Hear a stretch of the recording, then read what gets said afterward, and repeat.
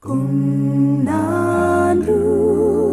kwethemba uJesu nokukholwa izwi lakhe nokubambisa ithembiso ishonja lo inkosi yena uJesu ngiyamthemba sengimhloli lemina Jesu kukulami ngomsaki themba wena ngifunde ukukwethemba Jesu msindisi wami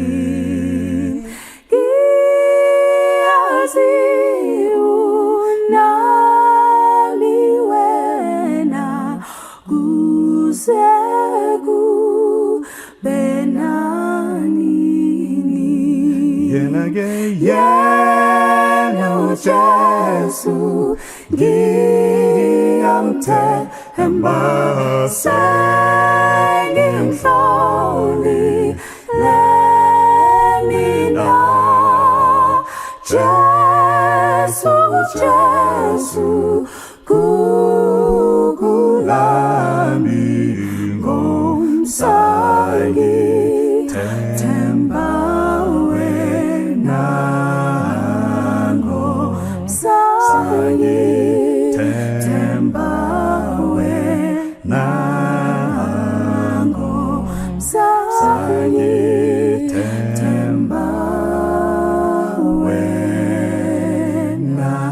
ngizothemba wena.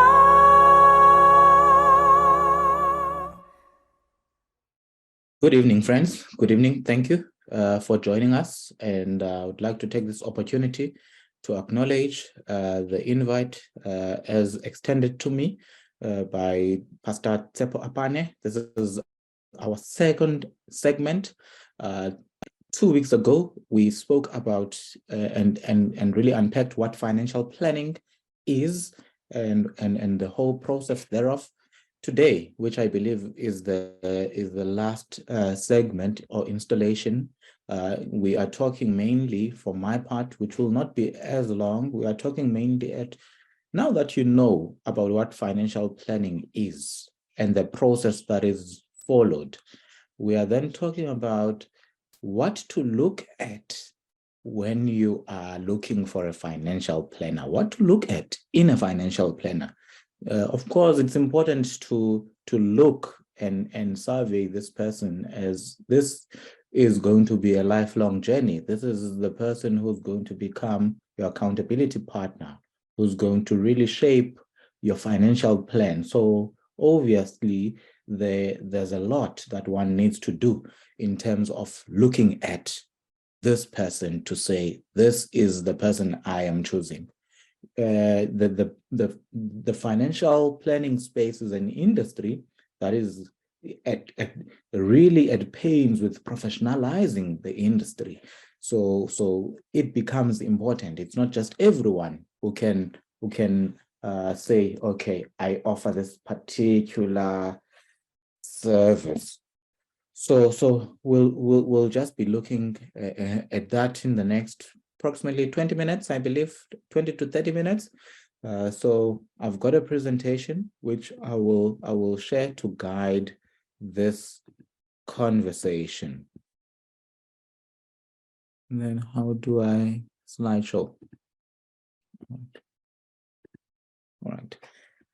We are looking again what to look at when selecting a financial planner. This is the installation of done for the TOC Stewardship Corner. I won't labor the point. You know who I am by now, I believe. The name is Yanga Duma. I'm the CEO and key individual of If Insurance, and it's all those other rosy things that are listed there. We won't dwell much on that. Right. So in the industry of financial planning, there are usually 5 E's that we refer to as one of the things that you need to look at when you are selecting the financial planner that you will be working with. 5 E's. And because I just felt like it, I just chose to add the last E, which resonates with me, and I'm sure it will resonate with you as well. So in deciding who you would like to be a financial planner, or what to look at in the person who presents themselves as a financial planner, some considerations that you need to look at. When the person meets up with you, you have every right to ask that person what is the level of education, and they can furnish this to you. And you do this to ascertain if really the person is suitably qualified to be that financial planner for a lifelong journey. Of course, there are certain qualifications in the space that qualify a person to really act as a knowledgeable and a sound financial planner. I did mention the industry is at pains to professionalize it, and have people who have the necessary skill, competence, and who will represent the financial planning space with the requisite knowledge and professionalism required. So the education background becomes of critical importance, because in that whole journey, as we had mentioned, there are a lot of calculations, there's a lot to assess. So it really needs someone who has gone to school for it. Gone are those days where anyone could just say, hey, I'm not finding a job, what could I do? No, they're like, let me go be the insurance guy. It's no longer that industry now where everyone is just selling policies. We are selling advice more than we are selling products. So how do you then advise if you have not gone through formal education? So we're really in that space where we professionalize and talk about the education. So pardon me, that was my wife's cell phone, which I'm switching off.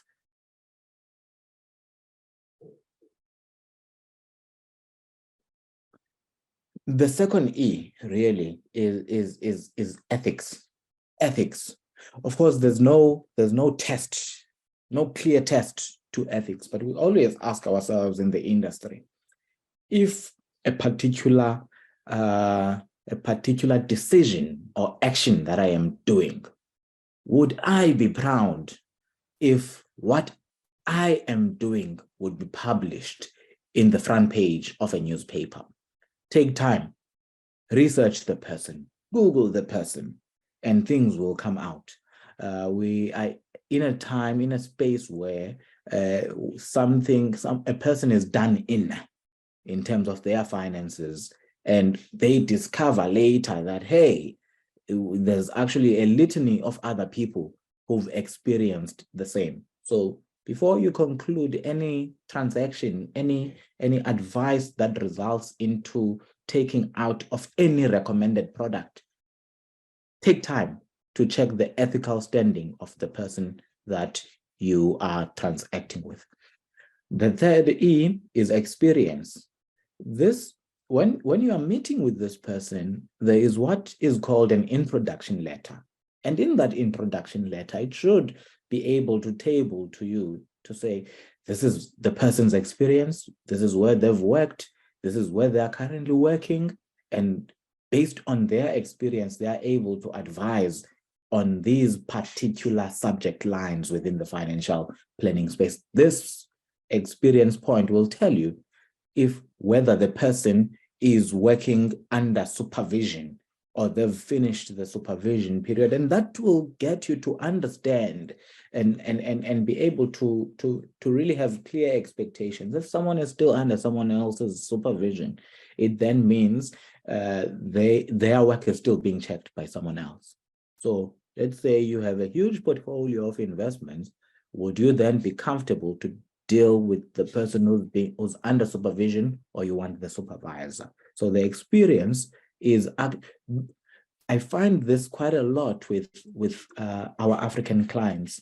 They don't have the necessary confidence to really ask. It's no swear word to the professional if you are asking them these questions as to what is your education, what is your industry experience. They should gladly furnish you with these. And then the other E, which is the fourth E, it's not necessarily the education, but examinations, where someone goes through certain examinations to say they have achieved those particular examinations, i.e., where one can qualify to be a representative, meaning they are able to give advice to a client. That financial planner should be able to have that. If they say they are managing their own practice, then they should have a key individual examination under their belt, which actually says they are able to manage and oversee a financial services practice. So these are the kind of examination. Some could be a certified financial planning board exams, which is really the board exam within the space. And then the fourth E, enforcement. Enforcement is really, if we are talking enforcement, we are talking around, where do you go if as a client you've got, how do we deal with that particular advisor who hasn't represented the industry well? How do we deal with them? So there are bodies that are there to protect the interests of the client. So make sure that this person is properly registered with the right bodies, so that there can be enforcement should whatever you were transacting with them, you can be able to enforce through other bodies. And then the last one, which I really added, when you, other than all the other professional things you look at, we also need to look at, this is the E I've added, look at someone who has empathy, because this person will be dealing with even you whilst you are alive and all the way until you are no longer there, and working to build plans all the way until your family is really receiving what you had prepared with this person. So make sure that this is someone who can be able to step in someone else's shoes and feel the pain and do the necessary work to make your plans and operational issues to be easy in a way. So those are the, well, in the industry it's five E's, but I want to say it's 6 E's if we include and because this is a value that is inside a person. This is a characteristic of a person who has empathy. Of course, someone with empathy will not deal with people in any way. This is someone who exudes humility and is able to really think and put themselves in someone else's shoes and does the right thing. So those are our 5, 6 E's. And then when you look at this planner, look if which industry body are they affiliated to. The first one, which is the Financial Sector Conduct Authority, we call it in short the FSCA. This is the regulator within the space for all the non-banking services. This is investments, this is insurance. All these are regulated by the FSCA. It's the former, what people used to, the name changed. So just a few years ago, it used to be the FSB. I know you will relate with that. You'll know that name. It used to be the FSB.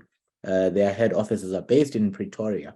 So make sure that the professional that you are dealing with is registered with the FSB, which is now the FSCA. You can be able to go onto the FSCA's website and look at each person if they are registered there.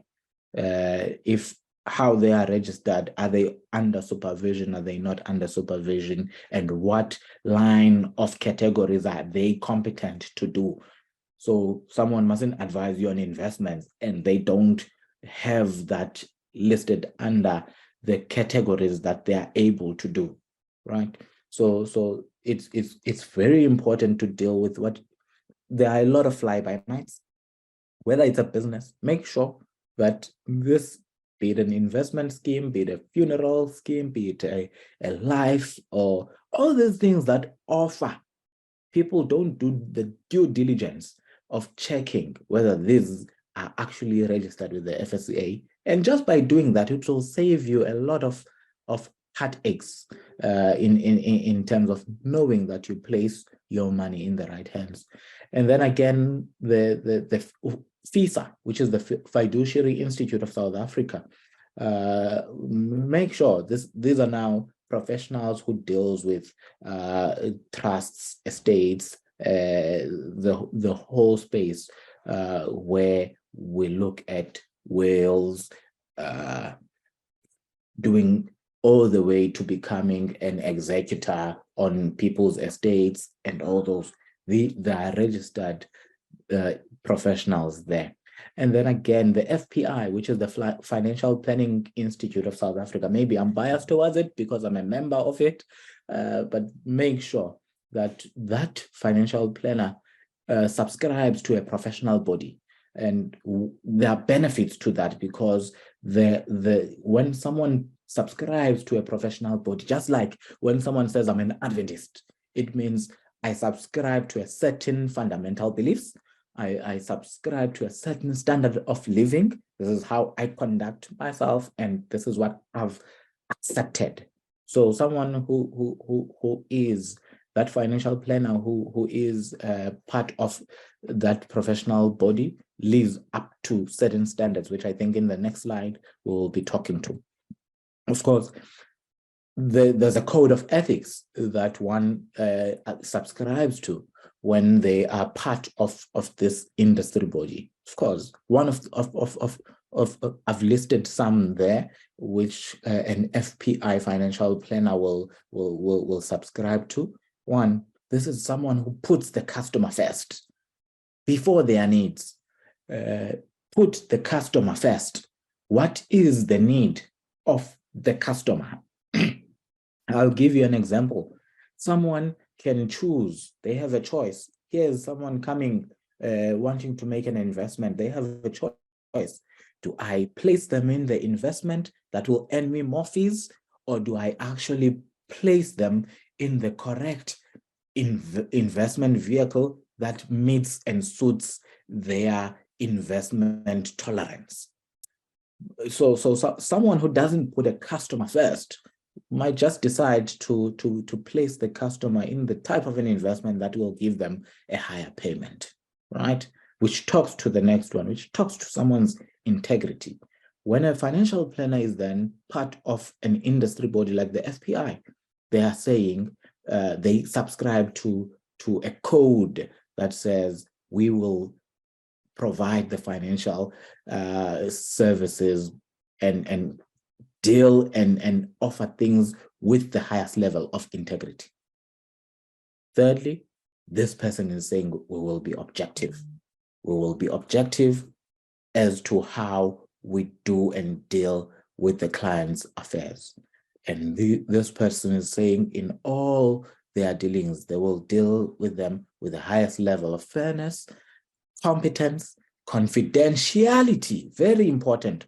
A lot of people, they would deal with a particular professional. The next thing, their business is being discussed by other people. This is someone who says there is a confidentiality between what you share with me and it will end here. So can you imagine things that you are able to talk and engage with your financial planner? I'm thinking of certain clients where they will tell you even of children that they haven't declared. And when you structure their things, they say, make sure this one doesn't appear, but should something happen to me, this person needs to be taken care of. That requires someone who has a highest level of confidentiality. The financial planner is going to know your health matters. How far are you in your recovery? Are you living with a critical illness? Or are you cashing that pension or are you not? Are you in the red with your finances? This requires someone with the highest level of confidentiality to make sure that what we discuss here ends only between the client and the financial planner. And then diligence. This is someone who's diligent in doing their work. They're not just rushing to get a sale and you never see them again, but they are too detailed. They go deeper into assessing your things and they really apply the highest level of diligence. And the last one is this person. These are the principles of this person. And you need to look at these things with a magnifying glass. Is this person professional? Do they do what they say they will do at the time they've committed to do it? Do they serve me as a client and they respect that relationship and that professionalism, or do they just take me for granted?